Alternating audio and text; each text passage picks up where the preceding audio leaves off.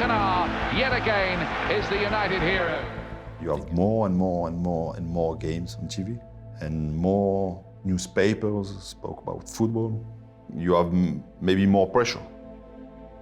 Eric had cameramen following him around, trying to get some kind of story on Eric.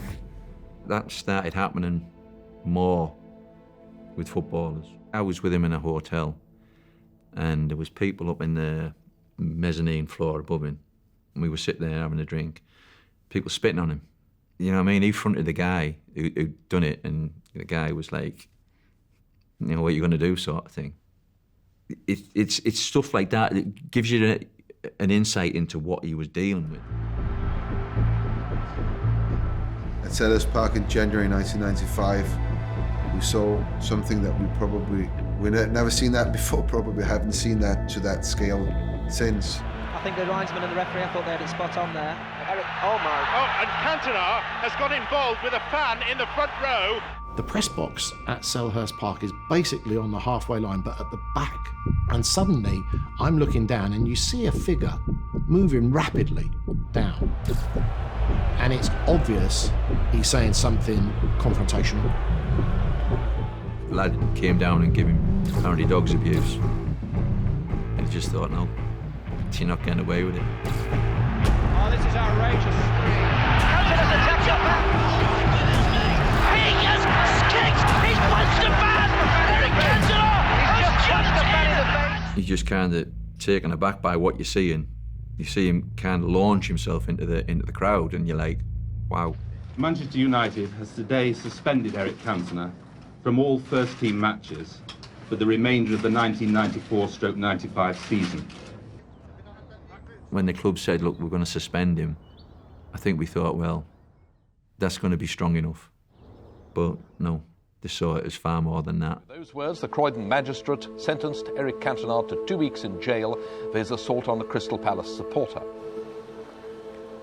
I was in the magistrates' court, and I remember the gasp that went round when he was initially sent to prison for 2 weeks. And the look on his face, he wasn't expecting that. And then, of course, there was quickly appeals were put in. Cantona arrived at court this morning knowing he'd either be free or in prison by tonight. Fans who travelled from Manchester were there to support their hero.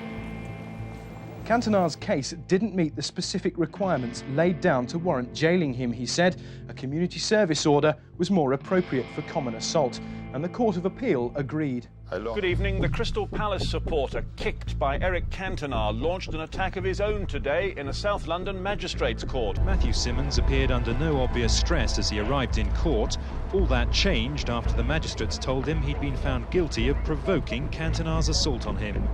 His first target was prosecutor Geoffrey McCann, who wanted him banned from all football grounds. Simmons exploded with anger, jumped over the bench and grabbed Mr. McCann by the neck. "This is a lie," he shouted. "I'm innocent, I promise, I swear on the Bible."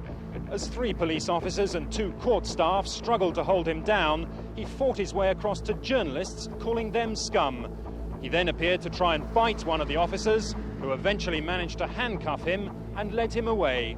No one has yet mentioned on this panel the bloke who deliberately left his seat, wandered down the steps, in order, in the words of another fan, to call him every name under the sun. There's an extraordinary phenomenon in football whereby the fan believes they own the players and can say absolutely anything they like.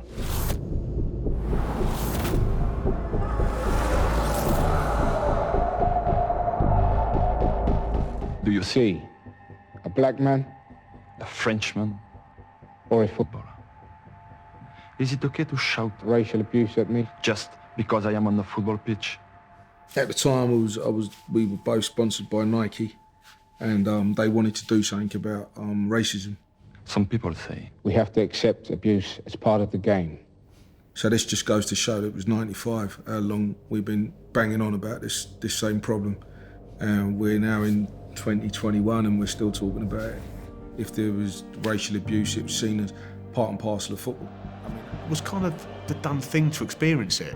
That sounds really stupid, I know, but it happened, and we just accepted it happened because no one's stopping it.